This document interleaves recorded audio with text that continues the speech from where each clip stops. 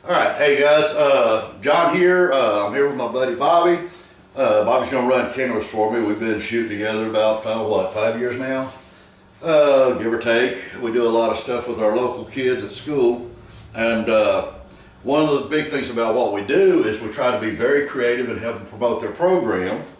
So I'm always looking for new ways of building light painting tools, new techniques.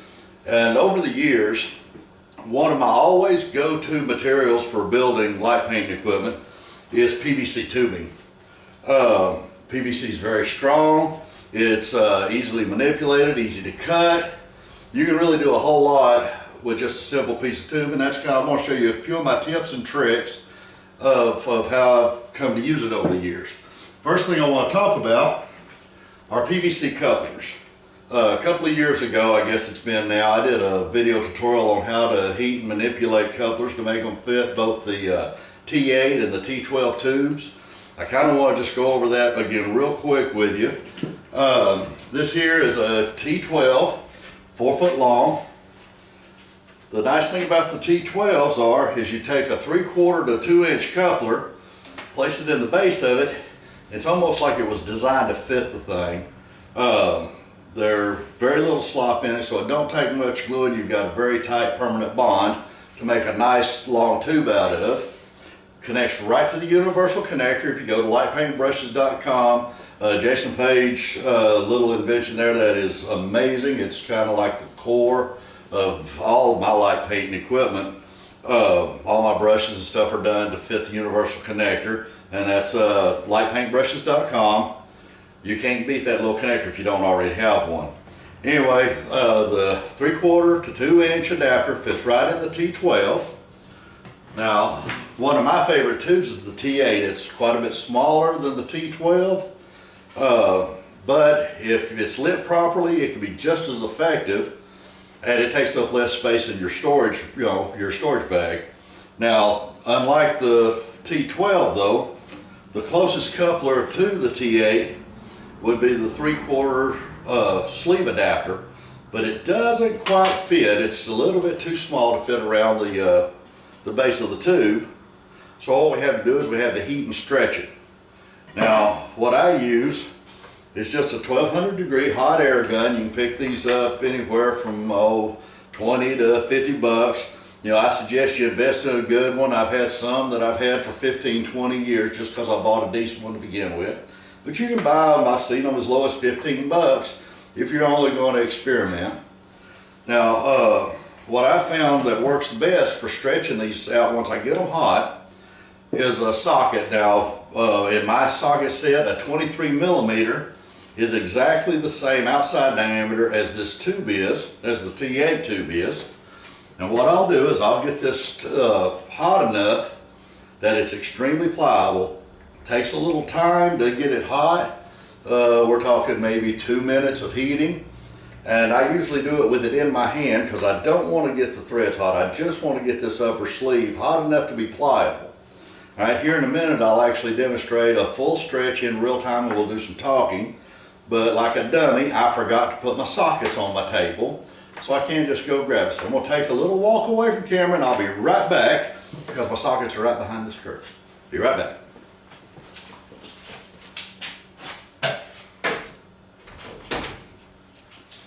Okay, see, that didn't take all that long. This is here, it's just a metric socket set, 1/2 inch drive, nothing special about it. And from one manufacturer to the next, your socket diameters might be a little bit different. What you're looking for is you're wanting the outside of your socket to match your sleeve, which in this case, like I said, a 23 millimeter does match it just dead money. All right, now what I'm going to do is I'm going to heat this socket up, or this coupler up, hot enough that I can stretch it around this socket. All right, now I'm going to use my drill press to help me press down with even pressure. If you don't have a drill press, you can do this by hand, but your socket's going to have to be pretty warm to get it to go down in there far enough to hold on to that tube. All right, now I'm actually going to heat this over here. The other thing about PVC is once you heat it up, it'll actually stay warm for a little while. Like I said, Bobby, my cameraman over here, is between me and my drill press, so it's just gonna be the other side here once I get it hot. So it ain't a very far off. Anyway, we're gonna turn our gun on. I'm gonna try to do a little talking while I'm heating this up. Now remember, these guns are very, very hot, so you don't wanna aim it at your hand. You wanna keep it right here on the coupler. Bobby, you got a good shot of me here? Yeah. Now I wanna shoot across the top of the coupler so I can kind of get to the inside, but again, I don't wanna turn it down, because if I do, I'm gonna burn my hand. Now just a little bit of time ain't gonna burn you, but if you hold it there too long, it'll get you pretty good. Like I said, it takes about 2 minutes to get the end of this coupler hot and pliable. But this technique will work with any of the PVC couplers if you want to stretch or reduce. Matter of fact, the 2-inch coupler I showed you earlier, I've actually stretched it out and put it over top of Gatorade jars to make bottle brushes, stuff like that. You know, you can just be real creative with it. You can do a lot of techniques that require an odd shape mount. This stuff's great for manipulating and making that, and you still have a clean, very professional looking fitting. You know, I'm real big whenever I go on location and I open up my bags. I like my gear to look professional, even though it's all homemade. You know, somebody told me one time, a friend of mine told me, he said that half the charm of homemade is that it looks homemade. Well, I kind of agree. I understand what he meant, but I don't really agree with him. To me, the charm of homemade is when somebody walks up to you and says, hey, where'd you buy that? That, to me, is charming, okay? You know, it takes a little time, takes a little practice, a little patience. These fittings run about 75 cents a piece, so it's not going to break the bank to sit there and experiment with it. Now, one thing I will tell you about the PVC in this hot gun, if you notice I'm keeping that socket in motion. If you hold this gun on the plastic in one spot, you will burn the plastic. It'll turn brown and then it'll crystallize. And by the time it turns brown, pulling the gun off ain't gonna help it none. You've already burned it. So you wanna kinda keep it in motion. And like I said, you wanna kinda get it hot enough that it's very pliable. Now I like to overheat it. I'd actually rather spend the time and get this good and pliable. That way it retains its heat long enough for me to shape it. And if you underheat it, if you don't get it quite hot enough, what happens when you go to press the socket in is it blows out one side and it's not very even. So you want this thing very, very pliable. And a simple test to see if it's pliable is push it up against the table. If it's causing you resistance, it ain't near hot enough. Okay? Now in tutorials, I have a habit of doing things too fast, so I'm going to intentionally take my time here. I said about 2 minutes, and I'm probably about there now, wouldn't you say, Bobby? Probably still a little longer. Yeah.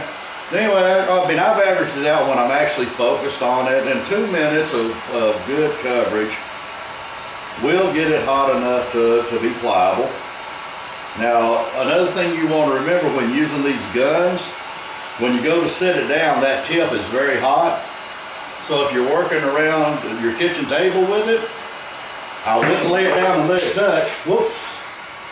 Butterfingers. I got those too. I'm human. Bobby's laughing at me over here. Anyway, let's see. Let me see if we're getting anywhere close. I'm actually going to use the socket itself. Now I'm going to turn the gun up so it sits there on the table. See how it's starting to be able to ply around that socket? I can actually get it to fit in there with my hand, but it's a little bit hard to push. I want to heat it up just a hair more. The other nice thing about PVC is all this stuff is molded. So if you push it in and it kicks off to one side, you can reheat it and it'll almost go back to its original form. So you're not wasting it if you've gotten too big of a hurry and didn't get it nice and evenly hot. It's nice to get it on the first time go, but you know, mistakes happen. But in most cases with the PVC, all you gotta do is reheat it and you can correct. Now if you've stretched it and pulled it out of shape, it's pretty well what it is, it's done. But in this case, when you're trying to fit these, just be patient. You know, take your time, think about your day, relax. and just kind of enjoy getting it done right the first time. All right, I think we're going to try to call that good. But if you notice on the socket, I don't have any caramel brown spots. If you get lucky and you pull it off and it turns a little brown, you're all right. But if you actually burn it brown, you pretty well rut the socket. You won't ever sand it out. Now, if you can get it to go in, if you can get the socket to go in that coupler and it be nice and even, and you're going to paint it probably anyway, then I wouldn't worry about it too much, but you want to avoid burning it as much as you possibly can. So it takes patience to get it, just like kind of roasting a marshmallow on a campfire. The more patient you are, the more reward you get at the end. All right, I think we're going to call that hot enough. Bobby, if you'll run around here to the press with me, we will try to get this jewel to press down in here. Now I'm just going to set that up there on my vise. I'm going to draw that pin down and push it. Because I've got it sitting on a nice flat surface, and I've got this nice and flat, you see it's mushed very evenly all the way around that socket. Now I've got a container of water for something I'm going to show you later, way over there at the table. I could pull this off and dip it in the water, but the water's over yonder. So I'm going to sit here for just a minute and let it kind of shape out until I think it'll hold. Then I'm going to release the pressure and kind of hold it with my fingers. Bobby, if you want to follow me back to the water bucket. Now I'm going to stick this down in the water. Let it cool off. Once it's hit that water, it's pretty well the shape it's going to be. But because I cooled it off, this has shrunk quite a bit. So chances are you're not going to be able to get it out with your fingers. Okay? Now, another thing I didn't think about for my video is getting my ratchet. But that's okay. Again, right behind me. I'll be right back. There we are. Now I've got my ratchet.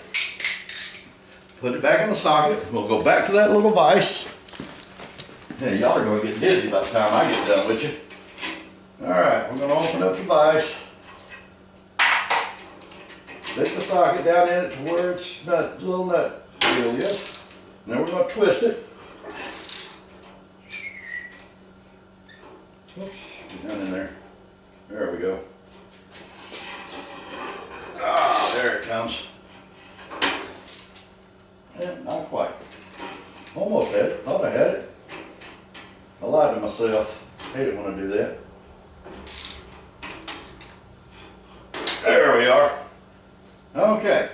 Now we've got it stretched. Back around. We take our tube. Now we've got a nice, snug, tight fit. Little bit of glue, she'll never go anywhere. Okay? So, that's how you connect a T12 and a T8 tube to PVC couplers. Alright, now, we've got the coupler deal done. Again, use your imagination. You're not limited to just what I'm showing you here. I'm just showing you the technique. Alright, now I'm going to move this out of my way so I don't burn my bloody arm. Okay, the next thing I want to talk about, let me get my T12 and my T8 here out of the way. Since we've done that part, I'm just going to set them off to the side. All right, and as you see here, I've got a nice little hollow tube that's got the big coupler on it. I've got another one here that's got the small one. I use a little bit of black tape because it is bright down here and I like to hold it all at one time when I'm winging it around. This is just friction tape. You can pick up at a hardware store or at Walmart. It's flat black and it kind of keeps your skin from shining because these things, like I said, they're very bright. I usually use mirrors in the ends of mine so light's kicking back too. So the little bit of black down here kind of keeps your skin from showing in your painting. All right. Anyway, that's tubes and PVC. Now let's talk about device building. All right, those of you that's followed me in the past know about the spiral jib. Here's a piece of 1/2-inch PVC that I've split down the middle and I've drilled holes in. I've got little diffusers for individual LEDs. It's very rigid. Nice little light bar. If you don't do the spiral jib and just like light bars, there's you a nice one. You take 3 the little fairy lights. Drill your holes to where the fairy light will just pop in here with the wires hanging in the back here. You can pop them through here, bunch the wires up, and then put the other half of the pipe back on. Secure the two together, either bind them or tape them or glue them. Then put your control box back here where you can turn on. You got a real handy light bar. But one of my big things is, like I said, cutting them in half. Now, somebody asked me the other day, I think it was Tom Heel asked me the other day how I cut the good straight even lines. And that's actually a very good question. Now, the first thing I do whenever I'm doing this, I'm gonna set my water down out of my way. I'm done with my socket. All right. The first thing I do whenever I'm working with a piece of pipe is you can't see the other side of the pipe. So it's nice to have index marks, and you want the index marks to be nice and even. Best trick I know to do that with is take a piece of paper, have at least one factory edge, cut it off about, between an inch, 2 inches. Just cut you a nice little strip out of it. Hold it on the pipe, wrap it around the pipe, and keep the paper flat against it. And when you overlap, you want to make sure that the bottom line, the bottom row, sticks out from underneath the top one just a little bit. All right? And the reason we want it to stick out there, I know there was a pencil here, there it is. The reason we want it to stick out there is because we're going to draw a line, a straight line between the two pieces of paper and the pipe itself. Now, when I unwrap the piece of paper, the two marks that I had made are 180 degrees around that pipe. All this over here is leftovers. I want to leave myself enough that I've got a grip, but I want to cut that extra out of my way. All right, first thing I want to do, right here at the mark, I want to pinch it off and fold it. Now, I'm not worried about the paper being square. I'm just worried about that pinch being dead on that pencil mark. Tighten it down. Do the same thing on the other side. Pinch it right on the mark. Pull it down. Now we've got the full length of the diameter of that pipe. I want to take my 2 points, put them together and make a fold. All right. This fold is now halfway between those two marks, which means it's 180 degrees around my pipe. Now I take the two marked ends, bring them back up to the halfway mark, fold it, pinch it off, bring the other side, match it, pinch it off, and when you're done, both sides should be even. Get it nice and crimped. Now we open it back up, and you see we have our fold lines. We have it at every quarter. So we take our pencil, we mark our fold just to make it a little more visual. Okay, so here we have it divided into 4 sections. 1, 2, 3, 4. That's the 4 quarters around the pipe. Now we take our outside line, we line it up with our mark on our pipe, keeping the paper flat. We want to pull it around until we're back to lined up. Once we've got them lined up, as we turn the pipe, keeping it, don't let it move. As you turn it, where you made your marks on the paper, mark the pipe. And now we have the 4 even quarters of the pipe. Now the next thing we want to do is we want to put an index mark going all the way down the pipe. To do that, what you're going to need is you're going to need a straight edge that's about half the thickness of the PVC. All right, and the reason for that, we're going to lay our straight edge down on a flat surface. We're going to lay our PVC up against it, and we're going to set the mark even with the edge of our straight edge. And we're going to draw a line all the way down the pipe. Now, let's see, I'm going to go ahead and mark that one. I wasn't going to, but I'm going to. Go ahead and mark this one all the way down, just so you can see that it works.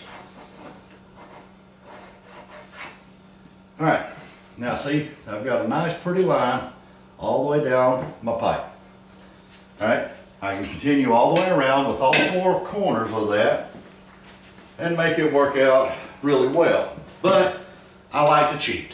Now this little deal right here is actually the top track of a closet bifold door. It's what goes at the top of the door. The door hinges here, and then it's got a roller that slides back and forth as you open and close the door. This particular model is a 1/2 inch thick and 1 inch wide. And when you lay a 1/2 inch piece of PVC down in it, it has a nice good grip on it. But if I line this line up to this edge, and I flip it around, right there's the other mark. It's exactly 180 degrees off from right here to our other mark.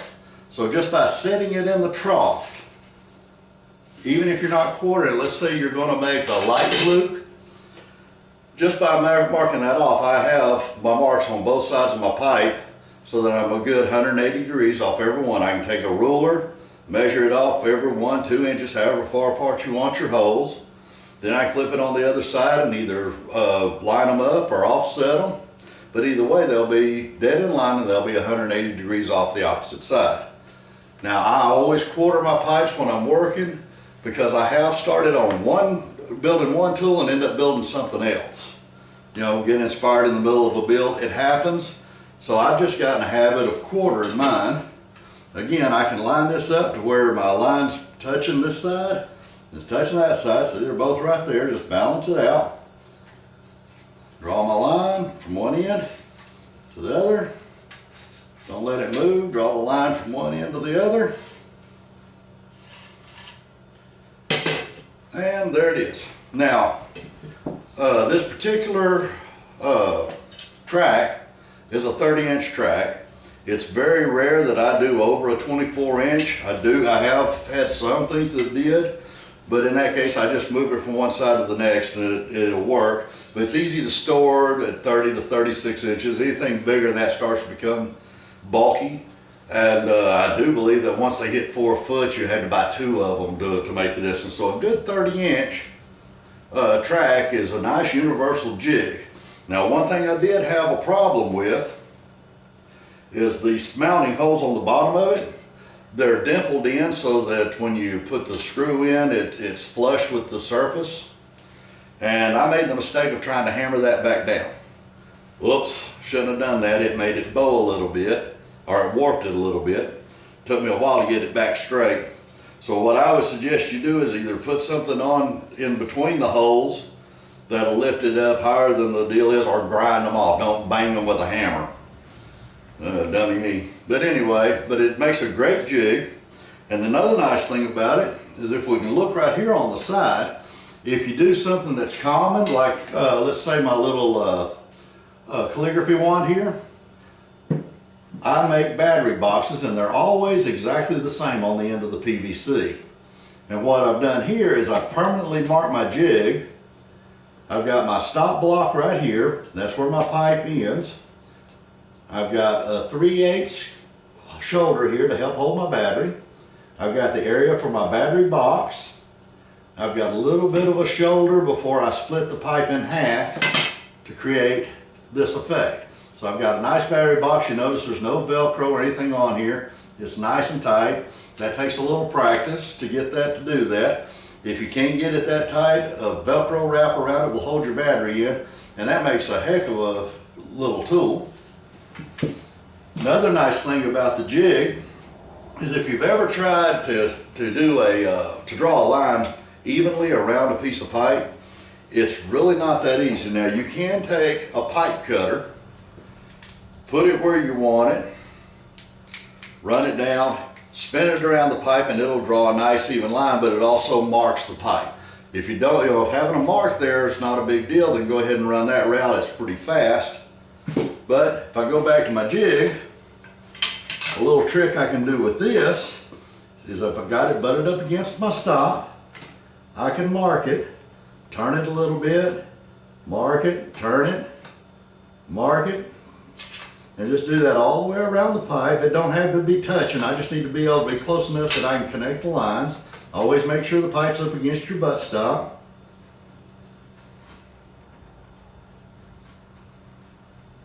All right, and once you've got it marked all the way around, you can just connect the dots and it'll be a pretty even straight line all the way around the pipe.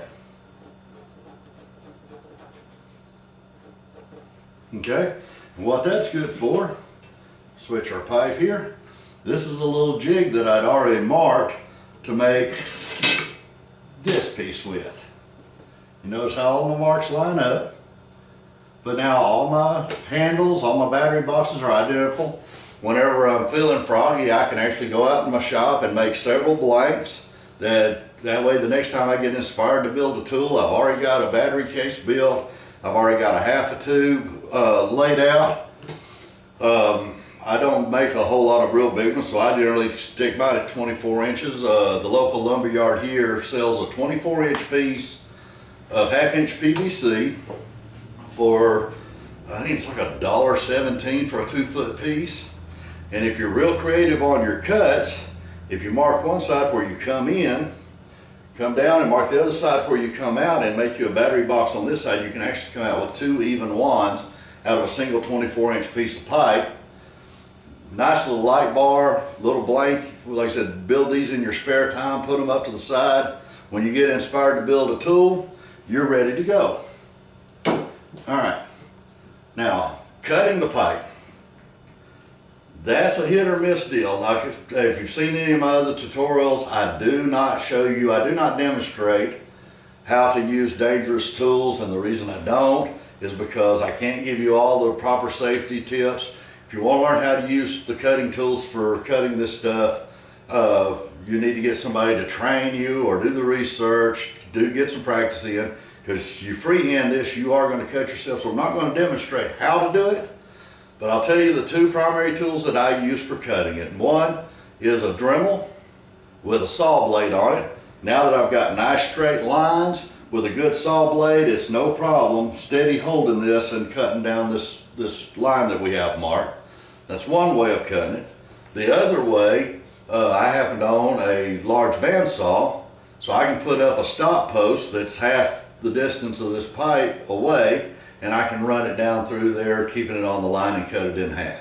So when it comes to cutting, you know, you're on your own there, but it's just as simple as a Dremel or a bandsaw or a hacksaw, a coping saw. There's a lot of different ways of sawing through this.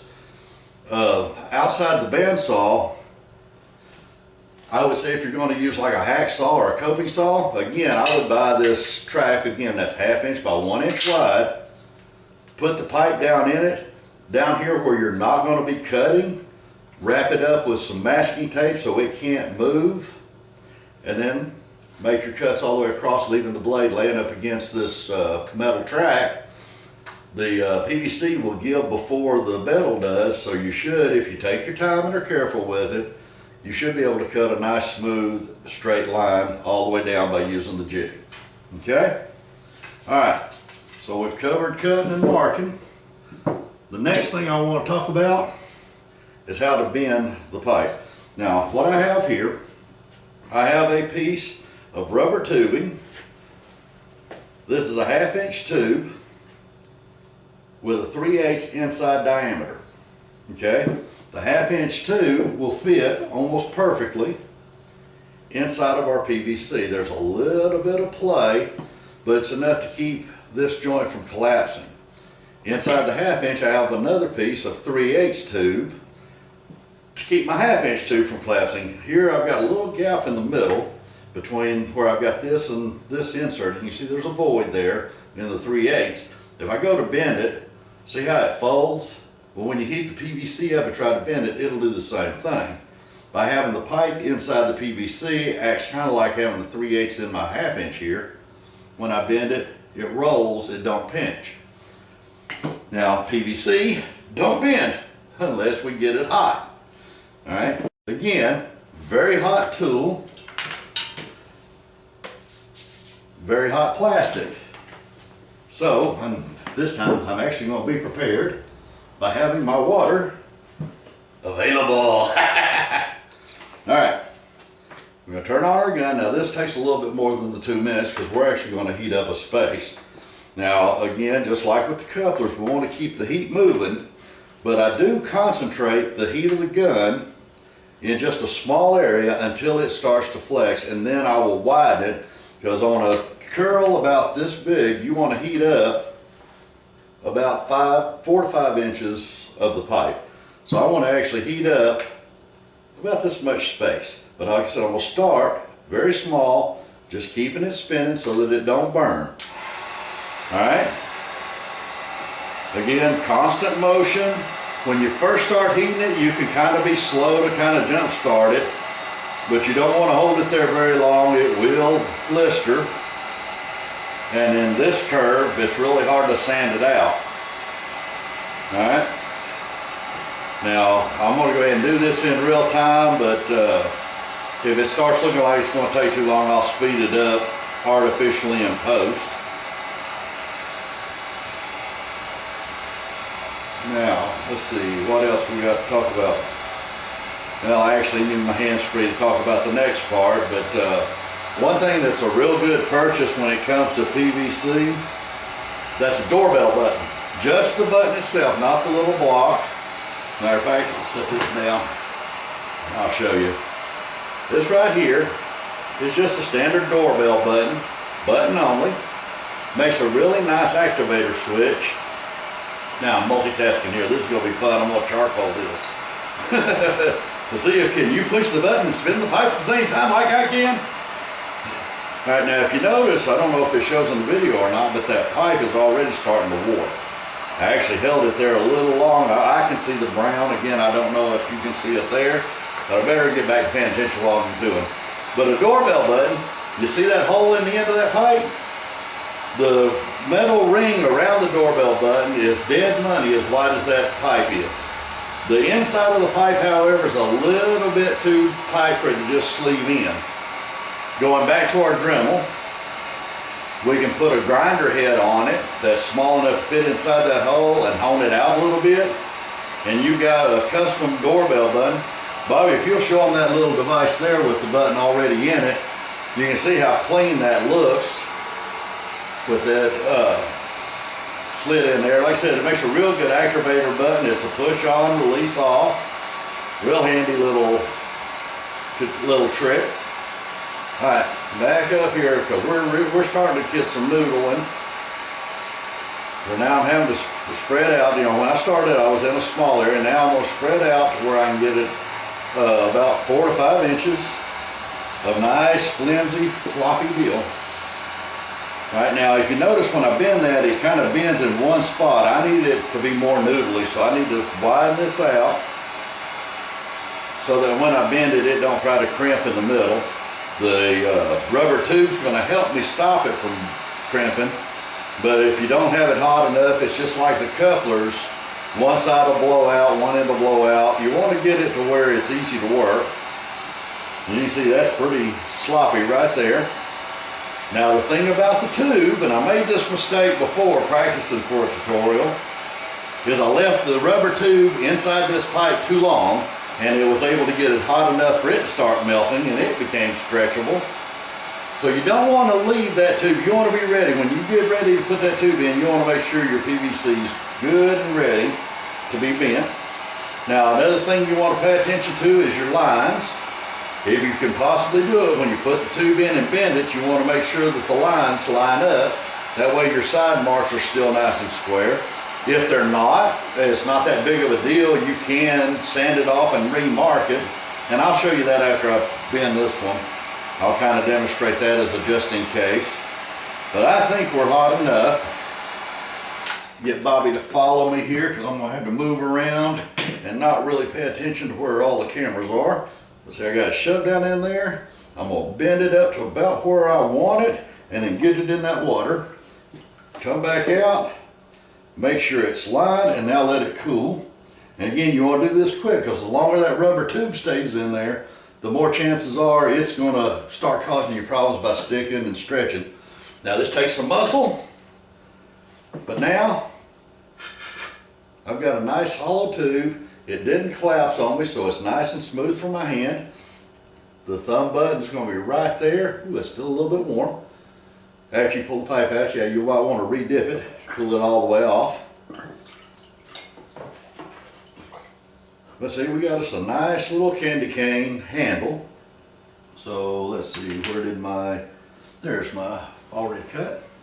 All right, now I can trim this off and match it up against there, and I've got me a nice little activator to make something very similar to this. Okay. Now, tool time again. I'm going to show y'all me cutting this because not everybody has a 14-inch bandsaw, and if you do have a 14-inch bandsaw, you probably know how to use it. So I'm going to go ahead and run this through, but do not do this if you don't have the skills and the experience to do so. You will cut your hand off. This pipe is a lot harder than your hand, and that blade's going to go right through this pipe, so it would have no problems with your fingers. All right, Mr. Bobby, if you'll spin around to that bandsaw back there. Now, I'm just going to cut, I'm not going to cut it at its halfway mark because I want more of the pipe for wires. I'm going to put some big wires through this. But you can just cut right down the center of that by basically holding it flat. Give us a little more light. And just, this here's already square, so it's going to guide pretty straight if you didn't blow out this edge. All right, now I'm going to turn it on. I'm just going to freehand it.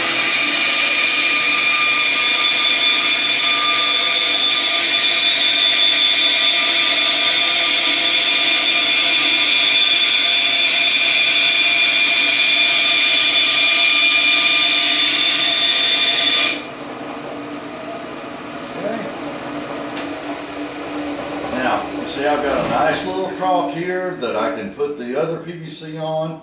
That way it'll hold it straight.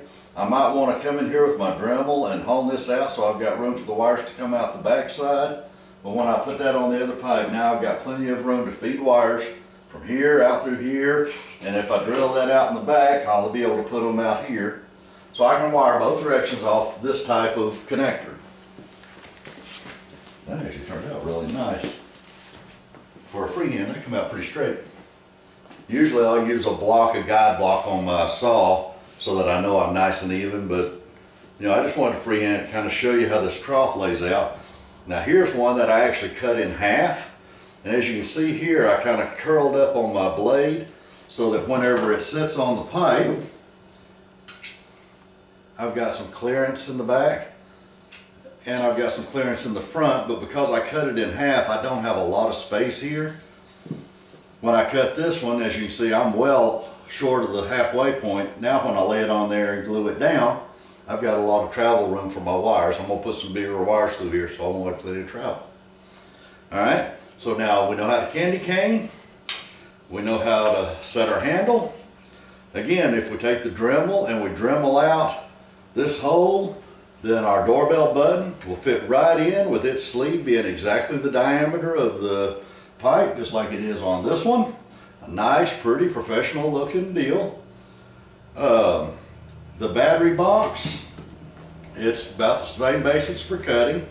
We have our LED strip will go here. So on the reverse side, I want to cut from this half mark to this half mark, this half mark to this half mark, straight down. Then I want to split the pipe in between the two marks, heat this up just like we were doing when we candy cane, heat it up, and then set the battery, fold this out, set the battery in. Now I use a block of wood that I cut that's the same width as my battery, but it's this length as a jig. So I can set it down in there, lock it down. Because I have the side marks here, I can lay this sideways on the surface with that battery box jig built. And then I can put some weight on top of it to help press them down nice and flat. That gives me this nice clean battery box. I just had to shave it off and grind it. But a little bit of skill, a little bit of practice, you can make some really nice tools using PVC. Now, Mr. Bobby, is there anything you can think of that I might have jumped, skipped? Not that I can think of. Okay, well, you know, as always, if you have any questions, I'm not hard to find. I'm always ready to share information, so if you can think of anything that you need help with, just shoot me a message and I'll be happy to help you. Anyway, for today, that's it. Hope you enjoyed the tutorial. Hope you learned something. See ya.